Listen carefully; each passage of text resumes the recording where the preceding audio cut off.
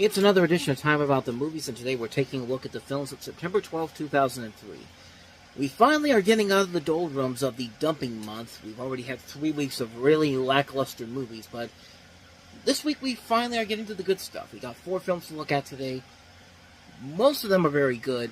Some are good in the bad sense of ways, like a guilty pleasure type of thing, and then the rest of them are kind of legitimately pretty good. And we're going to start off with the biggest new release of the weekend, which is Robert Rodriguez's third installment of his El Mariachi trilogy, which is Once Upon a Time in Mexico.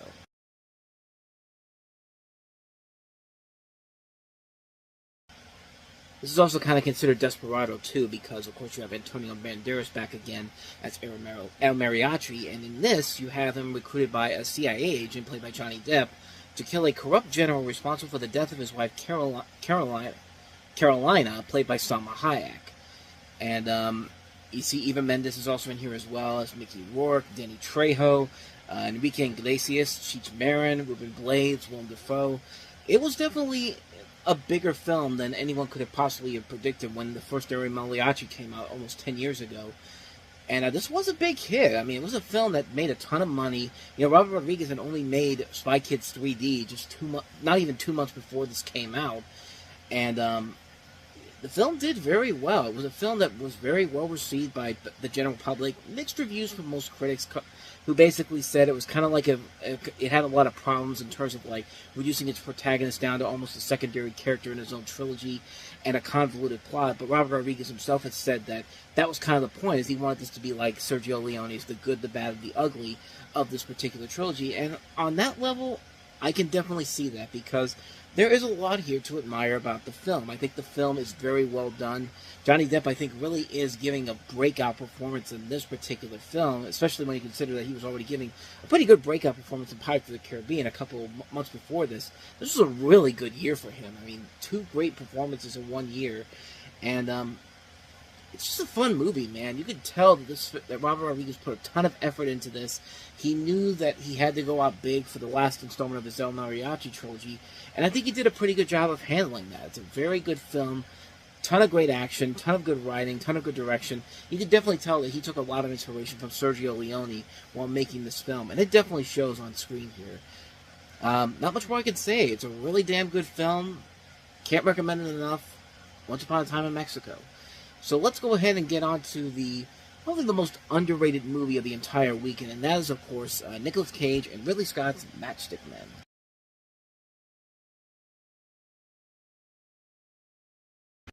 You know, I've kind of talked bad about Ridley Scott over the last couple of years, mostly because we don't get that same Ridley Scott anymore that we did back in the day, when you got really excited to see what he could do. But every time he makes a new movie now, it always feels like the same. There's always a lot of promise going into it, and that's always underwhelming when it's over and done with. He hasn't made a legitimately good movie in the last 10 years, with the exception of The Martian, of course. But other than that, though, most of his movies have been very much underperformers and films that just weren't that good. This is back when Ridley Scott was really good at doing stuff that you didn't expect to see from him, because this is a really damn good movie where you have Nicolas Cage and Sam Rockwell playing a couple of professional small-town con artists, where Cage is a veteran of the grift and Rockwell's his ambitious protege. Their swing these days are water filtration systems, marking basement water filters bought by unsuspecting people who pay 10 times their value in order to win bogus prizes like cars, jewelry, overseas vacations, stuff they can never collect. Their scams net the flim-flam men a few hundred here and there, another 1,000 here, which eventually adds up into a lucrative partnership. Roy's private life, however, is not so successful. As an obsessive-compulsive agoraphobe with no personal relationship to his own, Roy is barely hanging on to his wits when his idiosyncrasies begin to threaten his criminal productivity. He's forced to seek the help of a psychoanalyst just to keep him in working order. When Roy is looking for a quick fix, his therapy begets more than he bargained for the revelation that he has a teenage daughter, here played by Alison Lohman, a child whose existence he suspected, but he never dared confirm. 14-year-old Angela wants to meet her father, so she never knew. At first, Angela's appearance disrupts her neurotic father's carefully ordered routine. Soon, however, with his own unique spin of parenthood, Roy begins to enjoy a relationship which he never dreamed of having with his daughter. But when he develops paternal feelings to the 14-year-old, she develops a fascination with Daddy's questionable career. So, it's a very interesting con game being played here, where the con is not the biggest thing about the film, it's about the people involved in the con. It's a very damn good movie that's so underrated by Ridley Scott. It's the film that I think, this is what I really like about Ridley Scott back in the day. Like, you could tell he had high ambitions for projects that were kind of outside of his norm, and with a great talent like Nicolas Cage, Sam Rockwell, Alison Lohman, to make it work. It's a film that really is well done on so many levels. It's a film that is so damn good. I remember wanting to see it when I saw it when I saw the trailers for it back in the day. I never got around to it until most recently, and I'm glad I finally did, because this is a film that definitely deserves to get a lot more respect and attention than it deserves. It's Nicolas Cage showing what Nicolas Cage can do as an actor. Sam Rockwell showing what he can do. Alison Lohman, Bruce McGill's also in here, and this is what Ridley Scott does so well. This is what I missed from a guy like Ridley Scott from back in the day, and what compared to what we do have from him now. It's just like, it feels like this is the Ridley Scott we've been missing for the longest period of time, and it's just such a damn good movie, man. I can't recommend this one enough. If you have not seen Matchstick Men, you are doing yourself a major disservice by not doing so. Definitely seek this one out, because you will not be disappointed by it by any means. So that is Matchstick Men. Let's go ahead and get to Eli Roth with his first feature film as a director, Cabin Fever.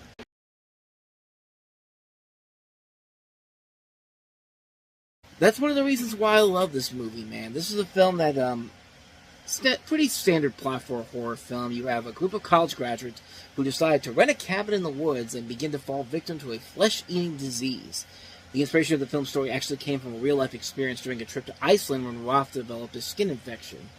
And, hilarity and hijinks ensue, quite literally. I mean, this isn't really a horror comedy per se all the way through, but it's got a lot of those funny elements to it that just, like, makes you feel like, okay, you weren't meant to be taking this seriously whatsoever. I mean, that's just one of the many moments in this particular movie that will make you laugh out loud big time. The other one will be when involving a deer. I won't say what happens, but it's one thing that you really need to see to truly believe how insane this is. I mean, this is a film that is so ridiculously over the top and goofy, and yet can still be very intense and terrifying at the same time. It's just like, it's an old-fashioned horror film, like an old-fashioned horror comedy in a way. Maybe not quite to the levels of something like a Ghostbusters or a Gremlins, but, you know, when Friday the 13th gets in Nightmare on Elm Street get as corny and as scary as they can be, like, that's what this reminded me of so much. And it just shows what Eli Roth is capable of as a filmmaker. I mean, it's not a great movie, but man, it's a fun-ass time to watch. Even if you're not the biggest horror movie person ever, you're gonna get a lot of good kicks out of this movie. I mean, this is a film that's so ridiculously stupid, so over the top, so corny, and yet sometimes it will scare the bejesus out of you at times. Like, it's a damn good movie, man. It's a fun guilty pleasure movie. I wouldn't say damn good, but it's a damn good guilty pleasure movie. How about that? Let's just go with that. So yeah, that is Cabin Fever, but let's go ahead and get to what is easily the best movie of the entire weekend. I think you can all agree with me on this one. Bill Murray and Scarlett Johansson in Sofia Coppola's Lost in Translation.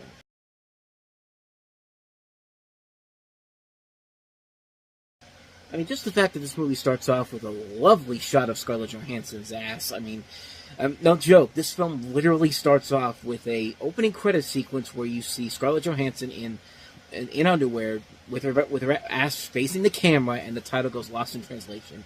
That's when you know you're in for a good movie. But other than that, though, this is one of my favorite movies of all time. You have Bill Murray starring as a fading American movie star who's having a midlife crisis when he travels to Tokyo to promote Suntory whiskey. Then he befriends another estranged American named Charlotte, a young woman and a recent college graduate. You also have Giovanni Ribisi and Anna Faris in here, and this really is one of my favorite movies of all time. And it's not just because of the thing I just mentioned before, but the film is so brilliant. It's a brilliantly written love story that really doesn't feel like a love story at first, and it just works because of what Bill Murray and Scarlett Johansson are capable of doing together in terms of acting. I mean, they work off each other so well in here. I mean, this is a film that literally shows you that Scarlett Johansson has a future in acting, and it definitely shows in this particular film. And like her chemistry with Bill Murray just works so well. But Bill Murray is so damn good in this movie too, and it hurts me not to think back to those times when Bill Murray could have won the Oscar for this. I mean, this is a film that was literally screaming for him to win an Oscar for Best Actor, but they gave it to Sean Penn. And I like Mystic River, but I'm sorry. If you're going to ask me to choose between Mystic River and Lost in Translation, Lost in Translation is going to win easily. I mean, it also has a lot of great shots of the city of Japan. It kind of reminds me of the Japanese equivalent to something like Before Sunrise, kind of. You have a relationship between these two different people, and you're following them throughout the course of the movie. And just like Before Sunrise, this is a film that just works so well because you've got these two great people working off each other. You've got this great backdrop of Japan. It's a really damn good movie that just really, every time I get a chance to watch it, I'm always glued to the TV because it's just like, it's such a really impressive film, and it has a nice ending to it.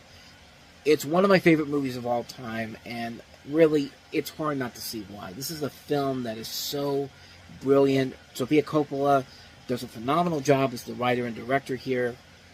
It's a movie that, like I said, should have gotten Bill Murray the Oscar, and unfortunately it didn't. Should have probably won Best Picture too, but the thing that won Best Picture, I can see why it won Best Picture, but it's just a film that works on so many levels. It's a brilliant film. I can't recommend this one enough. Lost in Translation, easily the best movie of the week, one of the best movies of the year. And so with that said, we wrap up another edition of Time About the Movies. Next time we meet, we'll take a look at the films of September 19th. 5 movies to look at, including Kate Beckinsale in the first film in the Underworld series, Robert Duvall, Michael Caine, and Haley Joel Osment in Secondhand Lions, Cuba Gooding Jr. and Beyonce Knowles in The Fighting Temptations. Proof that, Cuba Gooding Jr. did at least one thing that was decent in 2003. Dennis Quaid and Sharon Stone in the thriller Cold Creek Manor, if you will, and Woody Allen's Anything Else with Jason Biggs and Christina Ricci. We'll take a look at those 5 films in the next episode.